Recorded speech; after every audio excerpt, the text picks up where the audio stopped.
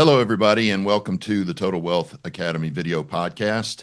I've got a special guest with me today, Craig McKinley, who is one of the most successful syndicators that I've ever met. I'm actually in one of his deals, and I get a check every month. Gotta love it. So he has quite a story. He has a portfolio that includes single family as well as commercial multifamily. So please welcome Craig McKinley. Craig, thanks a lot for coming on the show today. Thank you for having me, Steve. I appreciate it. Yeah, it's great to be with you. Um, Tell me a little bit about what got you started. What was your motivation? Were you in corporate America before? So I graduated from Arizona State University in 1995, and I thought the way to wealth was to work for a corporation and move your way up. Uh, had no understanding of real estate except for owning my own home at the age of 22, I believe, is when I bought my first home. Um, Interesting story. The only way I could buy it is what it was assumable no qualify. So that was in the early 90s. Those don't exist anymore, I don't think. But I graduated, started working corporate, and did that for about 6 years. And what I found and what your story explains is you work hard all year, you bring in the highest amount of sales, and then the following year they expect you to do the same, if not more, to make less money. And I felt like it was a cycle that was not only not fair, but non-attaining. So in 2001, early 2001, I was laid off due to work reduction. And that had happened to me at a couple of companies, and I would go to a different one.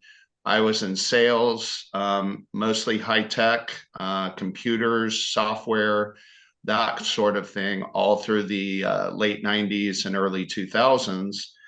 And I started my own business. And what I did in college is I flipped cars. I had an uncle that owned a repo facility and an abandoned vehicle facility.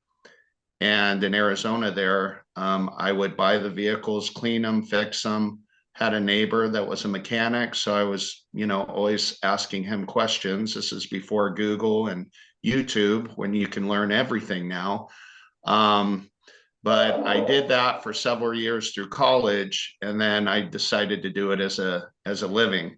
And had a small family when I started. It grew two more. So within 2005 at range, I had four children that I was providing for. So it was a lot of work. I definitely learned a lot about people, about being the bank. Definitely had mentorship from surprising people. And I ran that company from 2001 until about 2012. I went through another bad recession. Obviously, 2008, 2009. Don't want to go into that too deep, but it definitely had an effect on my business. I survived it. I did it being extremely careful with expenses, and was able to be, victorious, if you want to call it that. I survived when a lot of people that were around me in my car lot that were competition and people I knew and respected, they all folded. So I knew I was doing something right with my work ethic and the way I, finance my vehicles to sell them. And it was about 2012. I just saw the writing on the wall. I saw that everything was costing more to run my business, yet people had either the same or less amount of money to either put down on cars or make their payments. And I just said, there's got to be something different than this. And, I always knew real estate. I knew there was investing. I just didn't understand it. So at that time in 2012, I received an email from another group to come. There was a free workshop. And I didn't at that time pull the trigger. I waited about 2 years and I saw things not getting any better, only getting worse in my sector and what I was doing. So it was no, I'm sorry, it was April of 2014. that I did go down to San Antonio and I did take a course that was a free course at another group. And it just opened my eyes. And I said, wow, this is something that I could do, but is this a scam? So they invited me back on a Thursday night, and I got to see two people speak about what they actually did. And I remember sitting in the front row of that audience and seeing the guy that was doing the single family home and the investment. And no offense to him, because I think very highly of him. He's actually a friend. But I said to myself, if that guy can do this, I am going to kill it. That was exactly in my head at that moment. Then they had a 2-day training over the weekend, and Saturday was completely on single family. Sunday was on multifamily. I remember going home Saturday night, and I basically said, this is what I'm going to do. It is a risk, but I know that if I put everything into it, I'm going to get a lot out of it. And it's true. I mean, 11 years later, I'm where I'm at. And I think it all started with listening to people that knew more than me at that time. And, you know, the mentorship was there. There was just good people that were a part of that group at that time. And I learned so much, and it just expanded my brain. And also what it did is it shifted my thinking of have everything paid off, don't borrow money, you know, be completely debt free. Two, there is a such thing as good debt, to be in debt, but for good reasons. And that is real estate 101. So that's kind of the journey I took to get started in real estate investing. Well, how many units do you own now? You have both single family and commercial. So my wife and I together, we have a little over 30 single families, um, mostly Central Texas. So we have a few in Austin. We have a few in, well, not a few, the bulk of ours are in San Antonio area. And then we also have a few, I think it's 5 now, down in the Corpus area. So we have about 32, I believe, 31. And then with multifamily, I've since sold a few of them that I've bought and, you know, did the rinse and repeat and grew. But we currently have almost 1,000 doors that we manage and operate ourselves. That's split between 5 communities, 6 properties. And then we also have, I believe the last count was around 1,200 that we're involved in as mentors and also general partners as a partnership with the actual operator and management of it. Yeah, you have helped a lot of the members of Total Wealth Academy. There's no doubt of that. Achieve things that they could not have achieved without you. So we definitely appreciate you here at Total Wealth Academy. Um, let's talk about, let's talk about your first deal, your first Sure. commercial deal. Tell us a little bit about that. So I had been looking for a multifamily to buy on my own. I would probably say 6 to 8 months, and I almost got one, and then we found out it was in a floodplain at the last minute, so I pulled out. Not to say being in a floodplain is a bad thing. I just didn't have the experience at that time to understand it all. So if there's someone out there that has something in a floodplain, I mean, it can be still successful. So I don't want to rag on that. But I was proposed a deal that was a 6-unit apartment complex in a not so great part of town here in San Antonio. It's Southwest. And I went and walked it, and I brought my mentor at that time, and we walked it together. And he looked me straight in the eye and he said, "You're not going to make any money on this selling it in 2 to 3 years." He said, "However, you are going to cash flow extremely well if you do this correctly." And he also gave me the words of advice is the number one thing you need to do here is make sure they're working because of the area of town it was in. And see, that's the thing, Steve, why I attribute my success so much is I'm doing the same thing with houses and apartments that I did for years with running a car dealership. It's the same thing with the people and meeting them and putting them into a car that they're financing, and I'm the bank. It's basically the same thing. It's just much more different because it's a place to live versus transportation. Right. So, but a lot of the things I learned running a car dealership for so many years applies to today and what I do in real estate, especially in the single family realm. So the exciting thing was on this 6 unit is the price. It was about 65,000 a door, which we were able to get the price down lower because I didn't pull the trigger. I thought it was overpriced. But what became even better is that the seller, I guess, California owned, we all know how that goes. Yeah.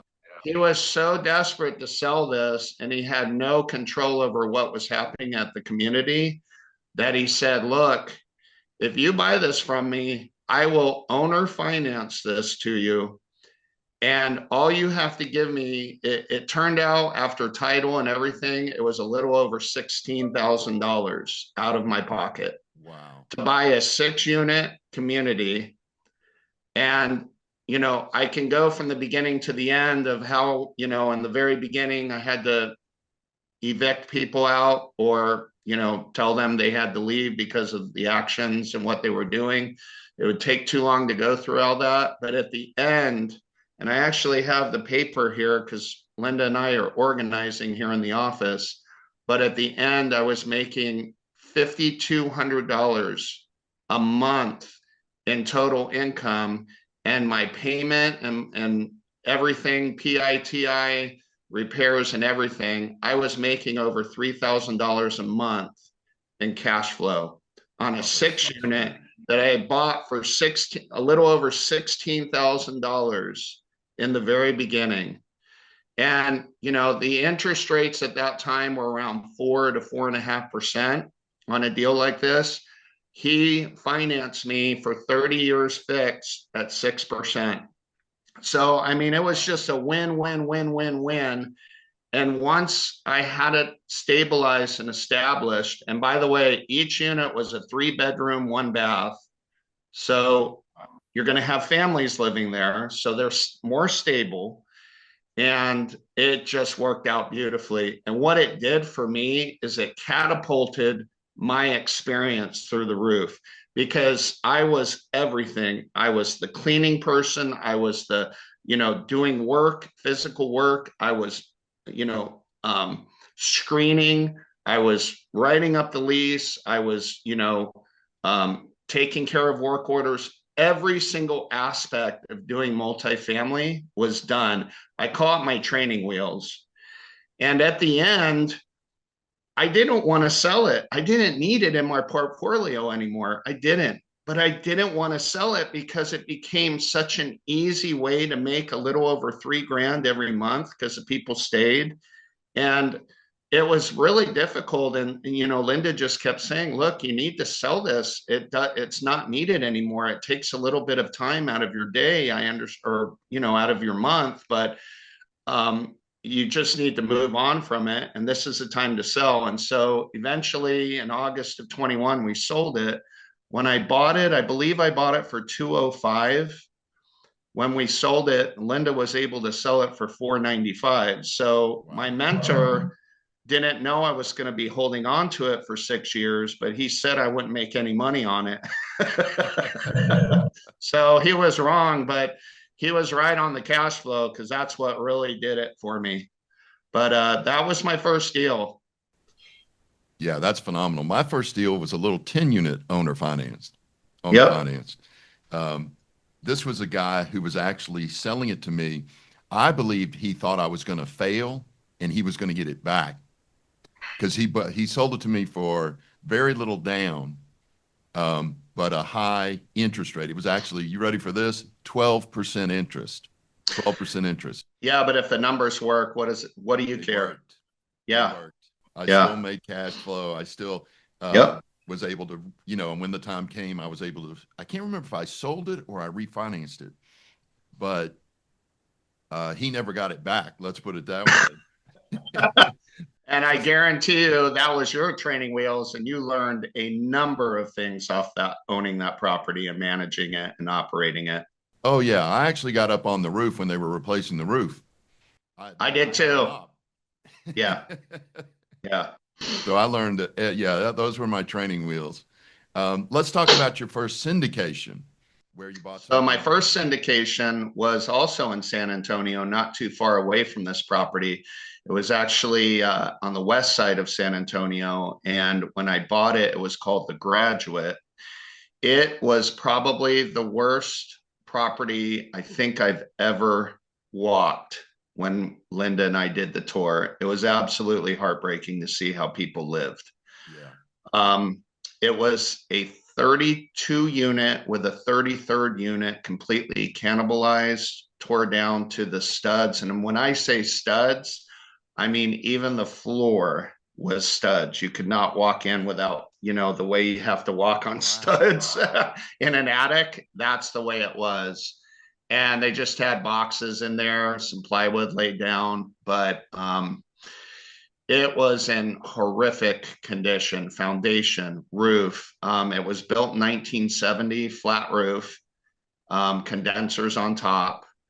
But it was in a high traffic area. And once again, it's all about what you can buy these properties for. And at that time, we negotiated it.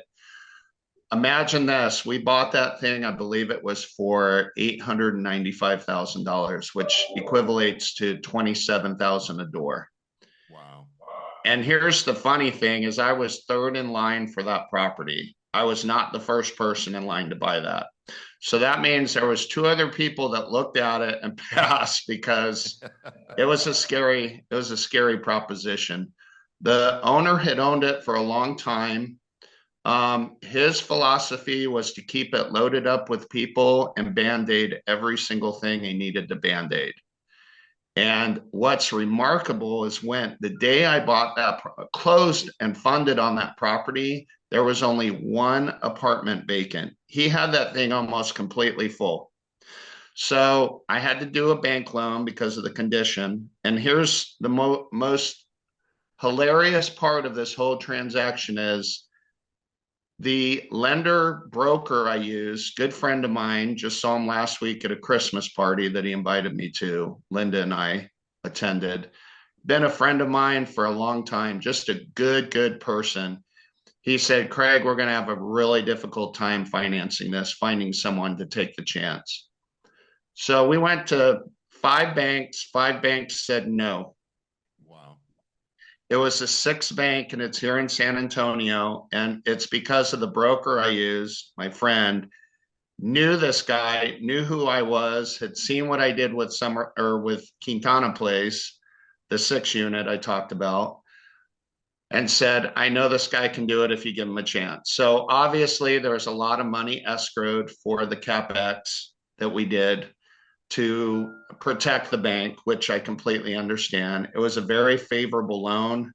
And I believe it was 2 years or a year and a half of interest only. And the guy would come almost weekly because it was in the neighborhood and see what we were doing. And he would tell me from time to time, he would call me and say, I can't believe how quickly you guys are getting these things done. And imagine a man, a banker, full three-piece suit, fancy shoes, everything. We're getting the roof completely redone. I mean, plywood, 2x10s, everything, tar and roll, ACs removed, the condensers, just doing everything brand new because you'd literally walk on the flat roof and you would fall through in some areas. It was that bad. Wow. Um, Imagine a guy with a three-piece suit with fancy shoes, and you look at him and say, hey, Frank, you want to get on the roof with me and go look at how they're doing? He goes, yeah.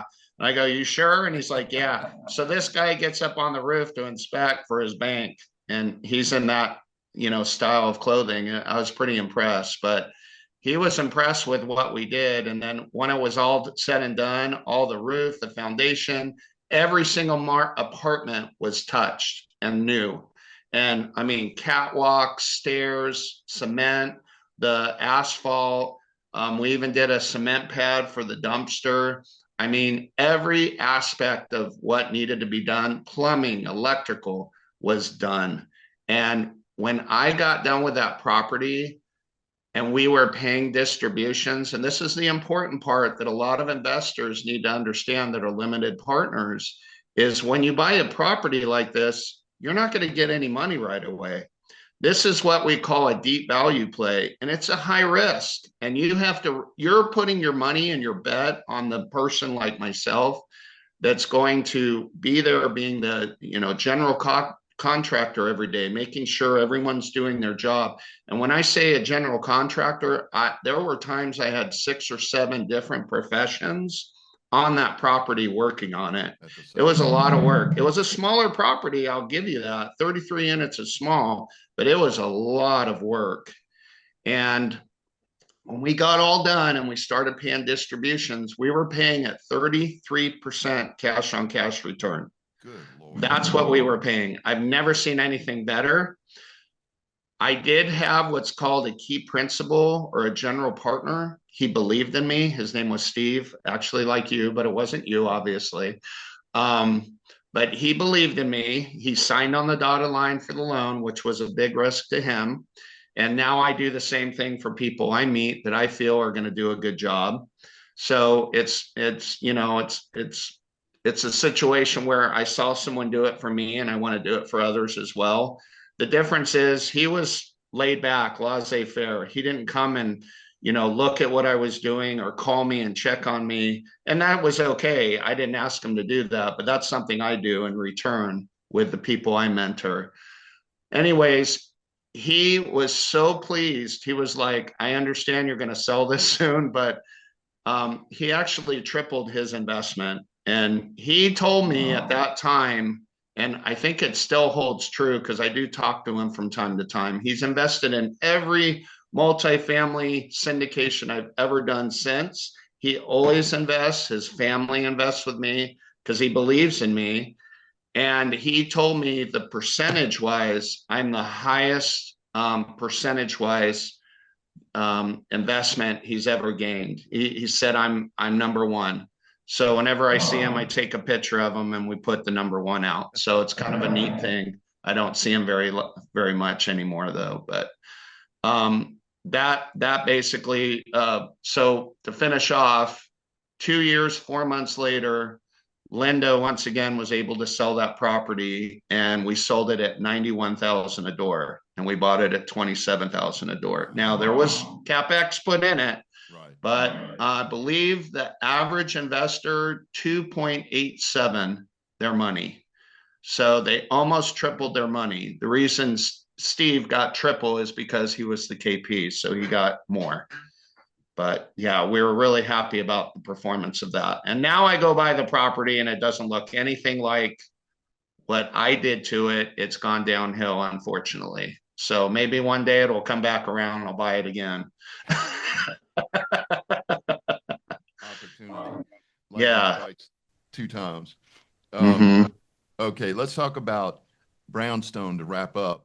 Okay. This is a big complex. Tell them a little bit about that. So Brownstone was built in 2013. I became aware of it in late 2022. Somebody I've known for years that I've sat down with a few times and also knew through this other group was going through some difficulties with the real estate group. There was a lot of back and forth. There was a lot of bidding from others, but him and I had a good relationship and he did want to sell it to me. So it's sometimes not what you know, it's who you know. And it's also about treating people with respect when others might not be, because that's what I did. Linda and I have known this gentleman for a while, and we were able to get it under contract. And it's 152 units, got a great unit mix, 1s, 2s, and 3 bedrooms. It's located in Uvalde, Texas. There was some concern from some of the investors that would talk to me because the year earlier, prior, there was the gun shooting there in the town. They thought that was going to make it a town that people didn't want to live in. And honestly, Steve, it's the absolute opposite. The town came together, it became more of a family, and more people want to live there now. They've built, they've extended the hospital, they've built a few new schools. So there's a lot of growth in this small little town. And we've been very successful with this property. We, have the right team in place, and we take care of the property, we take care of the residents, and we do have a lot of government people that work there, border patrol, sheriffs, police. We have a lot of hospital staff as well, and people that work at the schools. So it's the one of the few Class A properties in Uvalde. And we also do the give back. I know there's going to be some people listening that haven't seen my presentation on this property. So what we decided to do in the process of buying the property is to give back to the community. And so we do it in a form of a scholarship to high school seniors in the names of the unfortunate 21 people that perished in the gun shootings the year before. And we wanted to do something special, and that's what we all came up with. So it's a really neat thing. We've done, I think we've owned it coming up on 3 years. The first year we did one, the second year we did five, the third year we did five. So we, have meet the students, talk to them about what they want to go forward with. And it doesn't just have to be college. We actually have a young man right now that's going to a trade school to learn welding. So we're very open to who we, give this scholarship to. We just want to make sure they're doing the right things and making the right choices. So it's a really good feel for what we do. And I get to go to the high school. I get to talk to the students, and it's a really neat thing. I really enjoy that part of it. Yeah, you're all a lot about giving back, especially now that you GP or KP on other people's deals. That's really appreciated because Mm-hmm. there's some people here who could have never done a deal if it hadn't been for you at their side. And those of you watching that are not members of Total Wealth Academy, this is one of our top sponsors, one of our top producers, Craig McKinley and his wife, Linda. And these are people that you can invest with if you were a member of Total Wealth Academy. So you might want to consider that. Absolutely. All right, Craig, I really appreciate the time. Thank you so much for sharing your wisdom and your story. You have a great rest of your day. Okay, you too, Steve. Thanks a lot. Have a good day.